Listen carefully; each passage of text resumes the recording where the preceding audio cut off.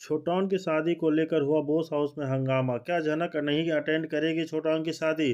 अब कौन सी नई मुसीबत खड़ा करना चाहती है अर्शी झनक के लिए? हाँ दोस्तों, हम बात कर रहे हैं स्टार प्लस के शो झनक की।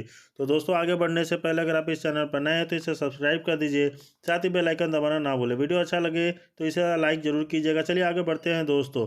सीरियल झनक में आप देख रहे हैं कि यहाँ पे अर्शी जो है झनक से बहुत सारा काम करवा रही है और झनक बेचारी यहाँ नौकरानी की तरह सारे हुक्म को मानी जा रही है और ऑर्डर जो भी उसको मिल रहे हैं वो सब सर झुका के काम कर रही है। कई लोगों ने नाराजगी भी दिखाई झनक के लिए, इस बिहेवियर के लिए। यानी यहाँ पे छोटौन और अनिरुद्ध, यहाँ तक कि अपूर्व दे ने भी मना किया झनक को कि तू नौकरानी वाले काम मत करो। क्या तुम यहाँ नौकरानी वाले काम करने के लिए आई हो? लेकिन यहाँ पे झनक जो है खुद अपनी मर्जी से सारे काम करना चाहती है और इस बात का फायदा जो है तनुजा, बिपाशा और अर्शी मुखर्जी उठा रही हैं। यहाँ पे झनक बन चुकी है personal care taker of Arshi Mukherjee. यहाँ पे अर्शी मुखर्जी काफ़ी ज़्यादा खुश है कि झनक ने अपने सारे काम करवा रही हूँ और अनिरुद्ध को यह बात अच्छी नहीं लगती है। इनफैक्ट वो इस चीज़ के लिए कई बार झनक को डांटता भी है, लेकिन यहाँ पे झनक जो है किसी की नहीं सुनने वाली है। वह अपने मन से मर्जी से सारे काम कर रही है। उसके साथ ही आप देखने वाले हैं क्योंकि छोटौन की भी शादी बहुत जल्द होने वाली है। जी हाँ, शादी का ट्रैक बहुत जल्द शो के अंदर आने वाला है। एक एक करके सबकी शादी हो गई है, अब छोटौन रह गया। तो यहाँ छोटौन की भी शादी बहुत जल्द मीनू जी से साथ होने वाली है और उसी चीज़ के बारे में यहाँ डिस्कशन चल रहा होता है। यहाँ छोटौन की बारात के बारे में बात की जाती है।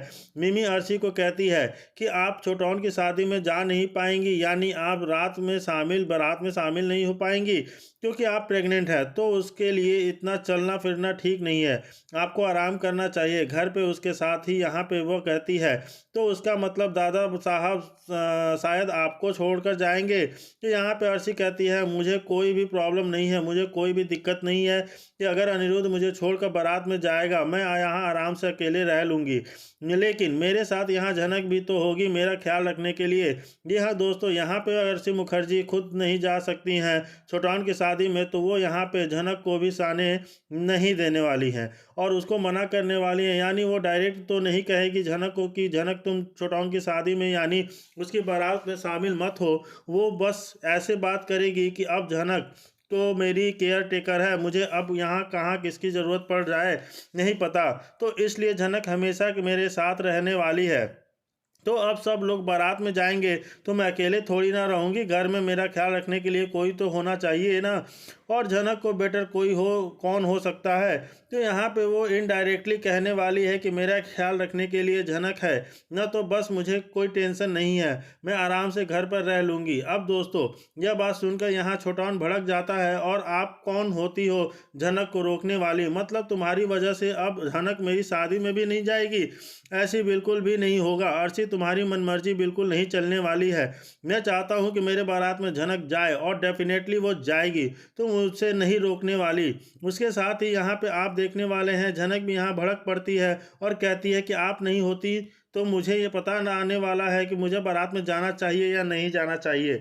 अगर मेरा मन होगा तो मैं छोटौन के साथ बारात में ज़रूर जाऊंगी अर्शी दीदी। तो दोस्तों, यहाँ पे अर्शी मुखर्जी को मुंह तोड़ जवाब देती है झनक। यानी यहाँ पे अर्शी मुखर्जी की यह चाल है कि अगर मैं कोई चीज़ को एंजॉय नहीं कर पा रही हूँ तो यहाँ झनक भी नहीं जानी चाहिए वहाँ पे, क्योंकि यहाँ पे अर्शी मुखर्जी को यह डर है कि बारात में अनी तो जाएगा ही और अगर झनक जाएगी तो फिर इन दोनों के बीच में नज़दीकियाँ ना शुरू हो जाए।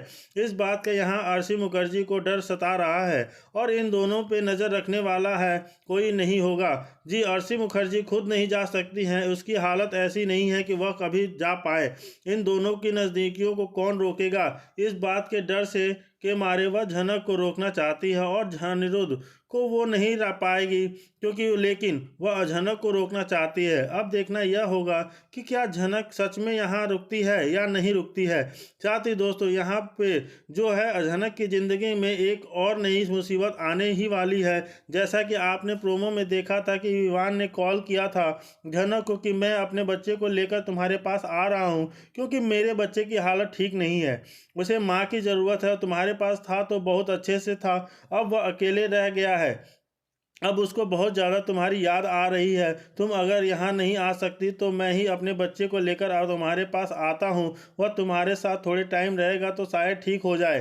पहले से अचानक विहान का फोन आने से झनक को बिल्कुल अच्छा नहीं लगा।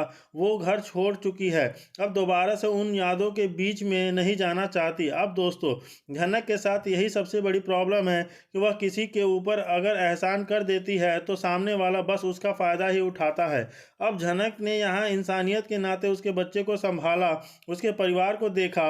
अब यहाँ विवान काफ़ी सेल्फी होता हुआ नजर आएगा अपने बच्चे की खातिर। वह अब झनक की फ्रीडम की खत्म करना चाहता है। जब वह जानता है कि झनक उसकी पत्नी नहीं है, झनक की अपनी आइडेंटिटी है, अपनी लाइफ है, तो वह क्या अब क्यों अपने बच्चे की जिम्मेदारी जानबूझकर झनक पर डालना चाहता है। माना उसके बच्चे को अटैचमेंट हुई थी झनक से, पर इसका मतलब यह नहीं है कि वह झनक की फ्रीडम को ही ले ले। क्योंकि दोस्तों, अगर सीरियल झनक में और इसमें तो हमेशा से ऐसे ही दिखाया गया है कि झनक को कोई कभी भी कोई खुशियां नहीं मिलने वाली है। वो दूसरों की लाइफ में खुशियां बन के आएगी, मतलब दूसरों का ख्याल रखेगी, दूसरों के लाइफ को अच्छा करेगी, लेकिन अपनी अपनी उसकी पर्सनल लाइफ हमेशा डिस्टर्ब रहेगी। और रही बात जान की, तो विवान प्रोफेशनल लाइफ की, तो वो तो दूर दूर तक नज़र नहीं आ रहा। अभी तो वह सिर्फ एक परिवार से दूसरे परिवार, दूसरे परिवार से तीसरे परिवार, बस उसी में ही झनक ने अपने प्रोफेशनल लाइफ को बिल्कुल भी छोड़ दिया है। जो उसका मेन थीम था डांस, वह अब ना जाने कहाँ खो चुका है। झनक एक प्यार के चक्कर में अपनी पूरी आइडेंटिटी लॉस्ट कर चुकी है। अब उसकी आइडेंटिटी एक मेड के रूप में बन चुकी है। और दोस्तों, बस यही इस शो में दिखाया जा रहा है। झनक हमेशा इस हर किसी की संभालते हुए, उसकी देखभाल करते हुए नजर आती रहती है। दोस्तों, क्योंकि बहुत जल्दी अब छोटाउन की शादी को दिखाया जाएगा, मीनू जी की शादी हो दिखाया जाएगा, तो शादी में कई सारे ट्विस्ट धमाके आने वाले हैं। और झनक की लाइफ में और कौन कौन सी प्रॉब्लम है ये लोग क्रिएट करने वाले हैं, देखना काफ़ी दिलचस्प होगा। क्योंकि अब इन लोगों ने ठान लिया है, तीनों तिगड़ी मिलाकर ना की ज़िंदगी में, झनक की ज़िंदगी में प्रॉब्लम क्रिएट बनना चाहती हैं। और ये लोग झनक के खिलाफ और कौन कौन से नए चाल को तैयार रख रहे हैं, नई नई साजिश बुन रहे हैं, देखना काफ़ी दिलचस्प होगा। लेकिन यहाँ बात की जाए सृष्टि मुखर्जी की, तो वह बिल्कुल हृदय परिवर्तन हो चुका है उसका, तो चाहती है कि झनक वो अपने साथ लेकर जाए। यहाँ पे सृष्टि मुखर्जी जिस तरीके से बदली है वो देखकर थोड़ी सी हैरानी जरूर हो रही है। क्योंकि सृष्टि मुखर्जी काफ़ी ज़्यादा चालाक औरत है और वह काफ़ी ज़्यादा नेगेटिव वूमेन है। जिस हिसाब से शो में उसका ग्राफ दिखाया गया है, वो काफ़ी ज़्यादा नेगेटिव पर्सनालिटी को दिखाया गया है और वो एक विलेन के रूप में भी दिखाई गई है।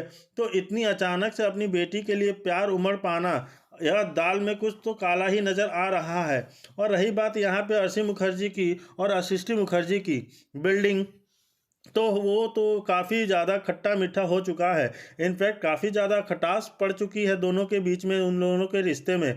अपनी माँ से नफरत करने लग गई है, क्योंकि उसकी माँ का जो हृदय परिवर्तन हुआ है ममता और उमड़ रहा है झनक के ऊपर, तो देखकर अर्शी मुखर्जी को बिल्कुल भी अच्छा नहीं लग रहा है कि कल तक जो तो यह प्यार मुझ पर लुटा रही थी, अब अपनी छोटी बेटी पर झनक का ख्याल रख आ गया है, उसके बारे में सोचती रहती है और मैं अभी किस हालत में हूँ इसको कोई लेना देना नहीं है। यहाँ पे सृष्टि मुखर्जी फुल ऑन कोशिश कर रही है कि झनक उसे माफ़ कर दे। बार बार वह हाथ पैर जोड़ रही है और झनक से रिक्वेस्ट कर रही है कि मेरे साथ तुम मेरे घर चलो, तुम्हें यहाँ रहने की कोई ज़रूरत नहीं है। अगर तुम यहाँ रहोगी तो ये लोग तुमसे काम करवाएंगे और मैं नहीं चाहती हूँ कि तुम यहाँ पे कोई भी काम करो। तुमने बहुत काम कर लिया बेटा, बहुत बेइज्जती सह ली। अब मैं तुम्हें प्यार की ज़रूरत है, माँ के दुलार की ज़रूरत है और मैं तुम्हें वह सब कुछ देना चाहती हूँ। मैं अपने पाप का धोना चाहती हूँ, मुझे बस प्रायश्चित कर एक मौका दे दो। लेकिन यहाँ झनक जो है सृष्टि मुखर्जी की एक घड़ियाली आंसू पर जाने वाली नहीं है। वह अपनी माँ को बहुत अच्छे से जानती है कि अब कब यह बदल जाए कुछ अता पता नहीं है। लेकिन दोस्तों, यहाँ झनक के ऊपर भी बहुत बड़ा डाउट है, क्योंकि वह आए दिन ये हर किसी को माफ़ी करने आती है।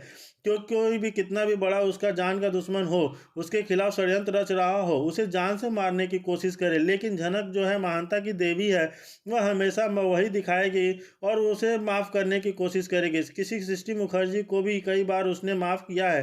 अब यहाँ पे तो सृष्टि मुखर्जी खुद हाथ जोड़ रही है, उसके पैर पड़ रही है, उससे गुनाहों की माफ़ी मांग रही है। तो क्या यहाँ पे झनक माफ़ कर देगी सृष्टि मुखर्जी को, अपनी माँ को? क्या वह सृष्टि मुखर्जी के साथ जाने वाली है उसके घर? ऐसा होगा या नहीं होगा? होगा तो यहाँ तो आने वाले एपिसोड में ही क्लियरिटी मिलने वाली है। लेकिन यहाँ पे जो पॉजिटिविटी है और जो दिखाई गई है सृष्टि मुखर्जी के अंदर, यह भी तक डाइजेस्ट नहीं हो रहा है। ऐसा लग रहा है कि यहाँ पे सृष्टि मुखर्जी चल रही है कोई बहुत बड़ा चाल जिसमें वह झनक को फंसाना चाहती है। अभी तक झनक फंसी नहीं है, लेकिन जिस दिन उसने विश्वास कर लिया सृष्टि के ऊपर, उस दिन मछली फंस जाएगी जाल में, और उसके बाद जो है सृष्टि मुखर्जी अपने इस चाल को कामयाब होने होगी। उसकी कौन सी नई यह चाल है, कौन सा षड्यंत्र है उन्होंने बुना हुआ है, अभी तक किसी को आइडिया नहीं है। सृष्टि मुखर्जी के चेहरे पर यह मुखौटा कब उतरेगा, यह तो आने वाले एपिसोड से ही क्लियर होगा। लेकिन फिलहाल यहाँ बात की जा रही है छोटान की शादी के रिलेटेड, और इस शादी में अभी बारात को लेकर काफ़ी ज़्यादा डिस्कशन चल रहा है। यहाँ पे